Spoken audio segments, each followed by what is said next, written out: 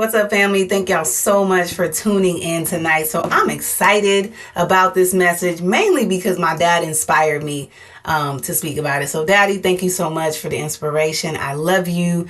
Many of you know that I'm a motivational speaker, and I was listening to Eric Thomas speak to a group of men, and he was talking about Nelson Mandela. And he said Nelson Mandela, during his incarceration, began to read a lot. Like, he became very, very wise. And unfortunately, because of all the reading under a dim light, he started to lose his sight. And he said Nelson Mandela lost his sight, but he gained his vision. We're going to talk about being spiritually blind, because many of us, unfortunately, are. I can admit that myself. I'm developing my vision, but there are still aspects where I'm spiritually blind. So we're going to go into John chapter 9, verses 1 through 6. And I'm going to read out of the NIV version. Again, this is a really short story of Jesus healing a blind man. But what I want to talk about is the qualities and characteristics of this man.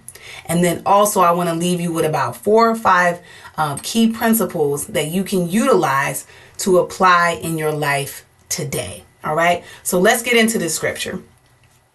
Again, John 9, verses 1 through 6. As he went along, he saw a blind man from birth. His disciples asked him, "Rabbi, who sinned, this man or his parents, that he was born blind?"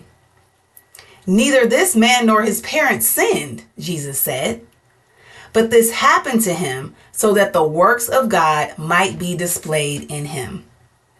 Jesus says, as long as it is day, we must do the works of him who sent me. Night is coming when no one can work. He said, while I am in the world, listen to this, I am the light of the world. After saying this, he spit on the ground, made some mud from saliva, and put it on the man's eyes. "Go," he told him, "wash in the pool of Siloam." So the man went and washed and came home seeing. Woo! That's good already, right? That's good already. Let me say this, and this is my personal opinion. I didn't go to pastor school or nothing like that, okay? He is not the only blind man in this text. The disciples are blind. Why do I say that? Why is that my opinion? And I'll tell you. Because the first thing that they do is judge this man.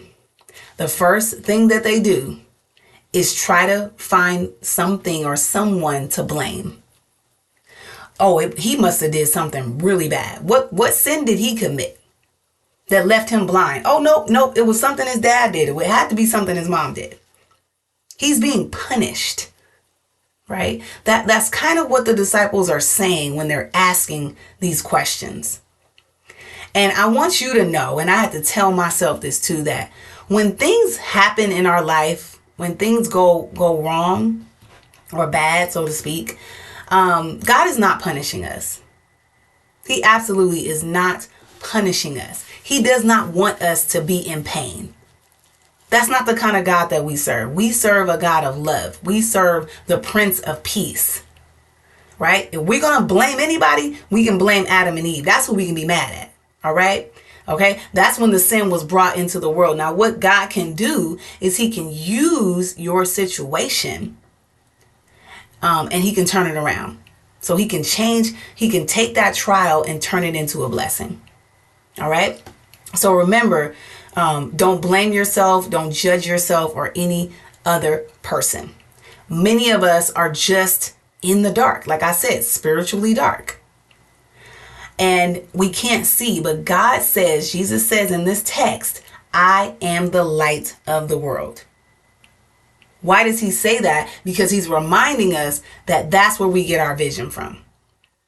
And then the next thing that Jesus does is he uses dirt, he uses spit, and he uses water.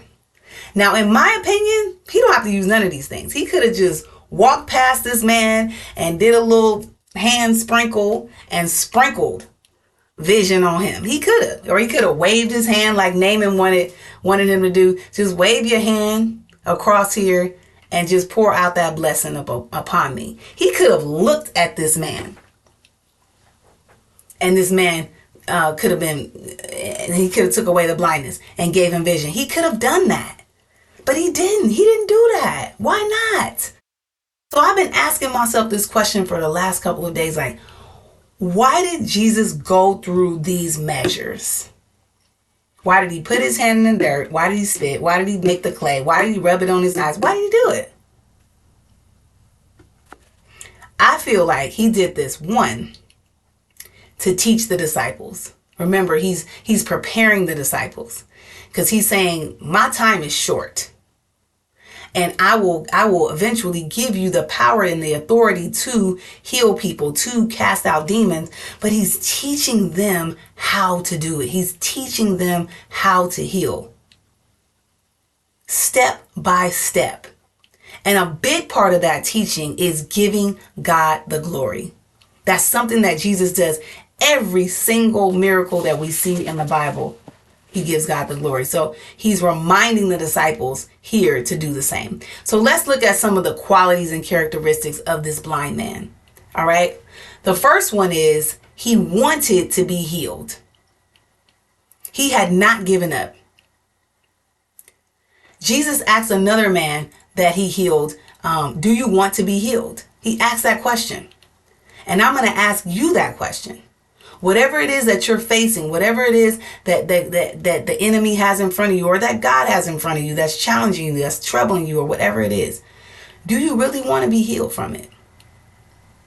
Ask yourself that question. And then the next thing that the blind man does is he allows Jesus to touch him. He allows Jesus to place this clay on him. He doesn't fight God. He doesn't resist God.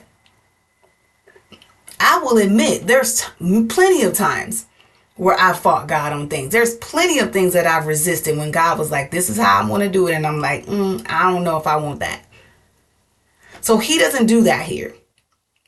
Because he could have said, what you putting on my face, rubbed it off, pushed Jesus away. Or he could have just flat out said, I'm not getting up to wash anything off my face. I'm blind. That's not going to help me.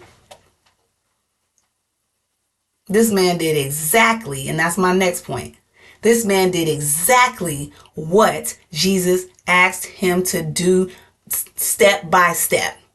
Get up, go to the salon, wash your face. He did all those things. He was obedient. And then as soon as he got blessed, as soon as he got healed, the first thing that he did was he began to spread the gospel. He began to tell people about what Jesus did. He gave Jesus the credit. All right. So to wrap up, I got a few points that I want to leave you with, and I want you to know this specifically. God sees you. You are significant. God can use you. That's how he viewed this blind man. Other people were just walking past him like he ain't even relevant, like he ain't even there. And God's like, oh, I can use him. Right? God uses people that other people wouldn't even think twice about. So God can use you. You are significant. He needs you. Second point, faith without works is dead. That's in the Bible somewhere. Find it. I don't know where it's at. It's in there. Faith without works is dead. Faith and obedience go together. So if we're just believing God for something, but we're not being obedient, we're not acting, we're not following, we're not working, we're not going to see that blessing. God is not going to be able to move in our life the way we want him to. If we're just being obedient and we're going through the motions because it looks good, but we don't really believe God for this, we believe God for some things, but not other things, our faith is lacking. We're not going to see that transformation happen. We're not going to see those blessings. We're not going to have that kind of relationship with God. We got to have faith and we got to have obedience. They need to go together. The next thing that we need to have is compassion. So like I said, when you go in the Bible, go looking for yourself. But when you see other people, your neighbors, your friends, your coworkers, see yourself in them. Find a way to connect to these people. Because when we become compassionate, that's when we're able to transform. That's when we're able to evolve. That's when God can use us fully. and take us on a whole nother level. But we need humility. We need to be humbled, right? And we got to have compassion. The next point I want to make is God says that you are the light of the world. That's in Matthew 5:14. And again, here in John 9, he says, I am the light of the world. So he's reminding you of your power. He's reminding you of what you're capable of because of him. You and Jesus, you got something in common. You're the light. It's time to shine that light bright. And the last point that I want to make is it's important that we allow God to restore our vision. We allow God to give us his perspective, to see things the way that God wants us to see it. Not the way that we want to see it, even though I know that's hard and that's tough. It's like, God, help me to see my job the way you see it. Help me to see my marriage the way you see it. Help me to see my children and my finances and my home and my health and all these things. Let me have your view, God. Give me your view. God will give you that vision. Because this man walked away in the dark, but he came back in the light. This man walked away hopeless. He came back rejoicing. This man walked away blind and he came back with vision. And God can do the exact same thing for you in your life. And I'm going to end with this. Jesus said, I came so the blind can see, and those who see will become blind. Let God do it. Let God mold you. Let God touch you. Let God renew you. Let him restore you. And trust and be obedient in what God says to do. God bless you.